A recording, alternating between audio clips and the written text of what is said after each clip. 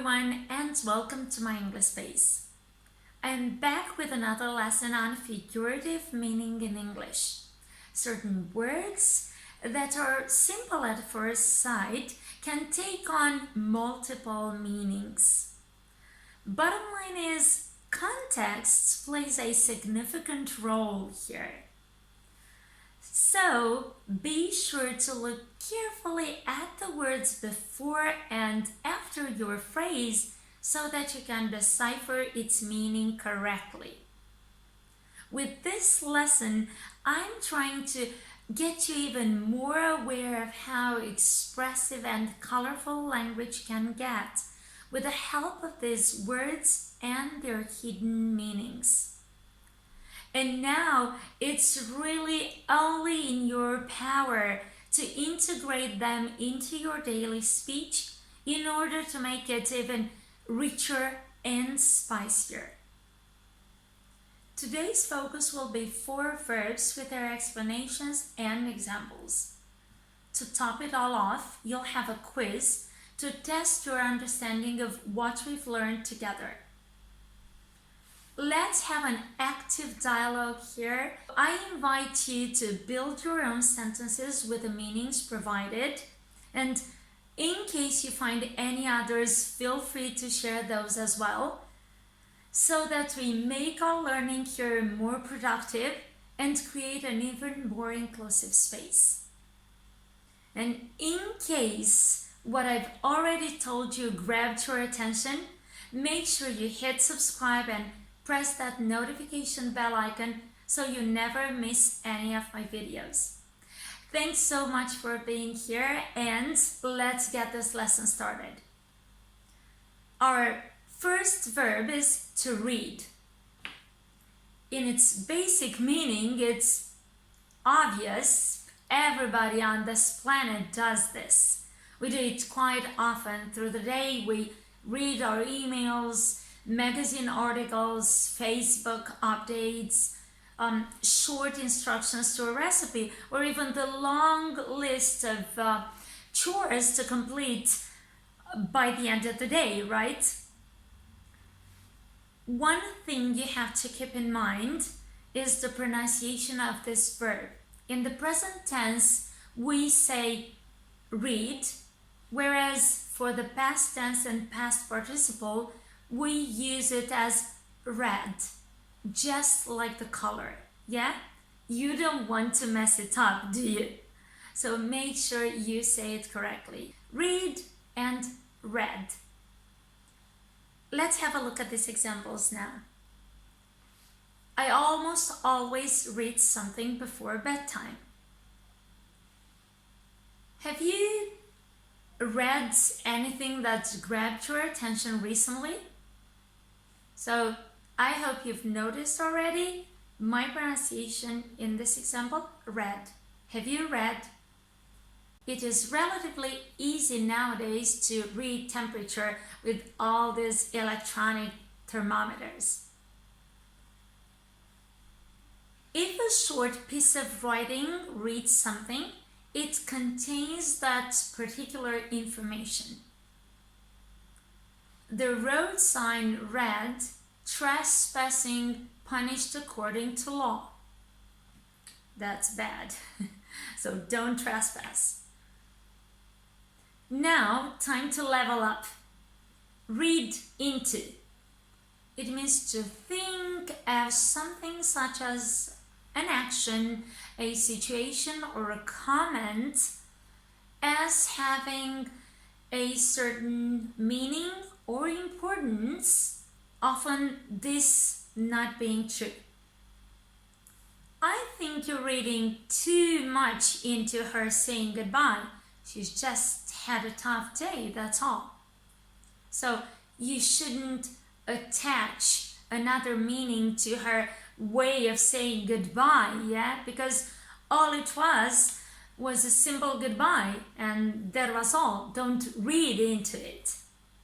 The second verb that I've chosen for you is to buy, with bought as its past tense and past participle. To buy, bought, bought. And buying is to get something while paying money for it. So it's a bare necessity in today's world, isn't it? And an example for you right here would be buying online has just grown in popularity since the breakout of the pandemic. Now, we can use buy to mean something else. So let's have a look at another example. As a teacher, I don't buy students excuses that they forgot to do their homework. Let's see. Am I really buying their excuses by paying some money for them? Do I really need to do this? What do you think? No, of course not. This is just a metaphoric way of putting it, of saying that I don't believe that they forgot to do their homework. So the fact, their excuse that they forgot to do their homework is just not true. So I don't buy that.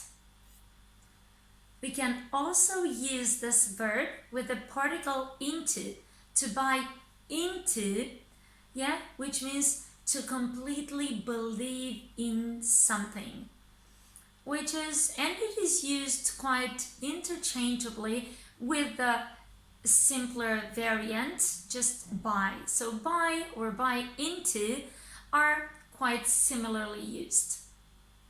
However much she tried to convince herself, she just wasn't buying into his innocence. There was room for doubt. That's what it means. Our third verb is to carry, which is a regular verb, by the way, so it's formed in the regular way with a suffix ed, carried for the past tense and past participle. In its basic meaning, it means to hold something or someone with your hands, arms, or even on your back, and to transport it from one place to another. Does it often happen to you to have to carry a big bag to work and back? Because it does to me. Now let's look at the less known meanings. The first one, here are some examples for you. With small children in the house, I really want these cables carrying electricity out of sight. And the second one, just think of how many people the London Tube carries every single day. Have you guessed its meaning already? Let's see. It is to move someone or something from one place to another. The London Tube, so means of transport, usually carry people, to work and back from work. And cables carry electricity, or pipes carry water, and so on. And one more meaning for you, leveling up now. Let's see. Let's see if you can guess what it means. Keep it down, please. I don't want them to hear us. Your voice carries. So, carry here, when a voice carries, it's so loud that other people can hear you speaking, So, when it carries because it's loud, So, you should speak in a whisper so that they don't hear you, because otherwise it carries. By the way, does your voice carry? Because mine really does. So it means to reach or travel a particular distance. Our fourth verb and the last one is to stick, having stuck as its past tense and past participle form. Therefore, it's an irregular form, to stick, stuck, stuck. Let's see. Now, if you stick one thing to another, you attach it using glue, tape, or any other sticky substance. I'll stick post-its on the fridge so that you can see your appointments for the day. If something sticks in your mind, you will remember it for a long time. Happy memories from that holiday have stuck with them their whole life. Now, I have the greatest wish of all from you today. So may all these verbs stick in your head as much as possible, as long as possible, so that you'll be able to use them independently from now on. And hey, stick around until the end, which is almost here, because we have this quiz coming up and you don't want to miss it. I want to test you on what you've picked up from today's lesson.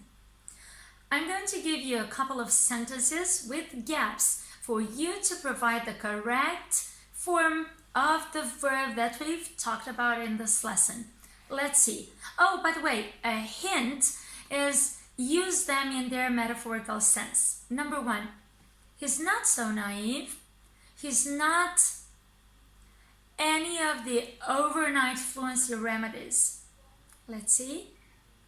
The verb is buying. Yes, he's not buying any of the overnight fluency remedies. That's right. Great. For our second sentence, let me tell you that I haven't included this meaning here, but anyhow, let's give it a guess, okay? Let's see. Her mom could instantly tell that she was twins. She was enormous. It's carrying, of course. She was carrying twins. Yeah, she was pregnant with twins. Oh, nice. 3 more to go. Therefore, sentence 3. Will you stop into everything I do? You're being paranoid. So our verb is reading, of course. Will you stop reading into everything I do? You're being paranoid.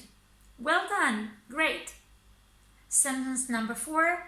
That summer party had with Dora all through her college years. Let's see. Stuck is the right choice of verb here. That summer party had stuck with Dora all through her college years. Well done. And the last one, number 5.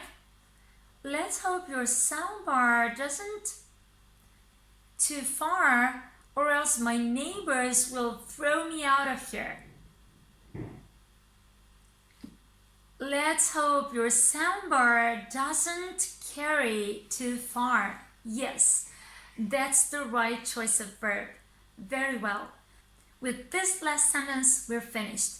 How did you find it? I think it was a piece of cake. Did you score 5 out of 5? I hope so. Let me know in the comments. And don't you forget, you should get on with this practice, extended practice, of course, in the comfort of your home. And if you enjoyed my lesson and found it helpful, don't forget to give me a like, share it with your friends so they can benefit from all that we're doing here. And of course, subscribe to my channel if you're new. Thanks so much for being around, and I'll see you again next time. Bye for now.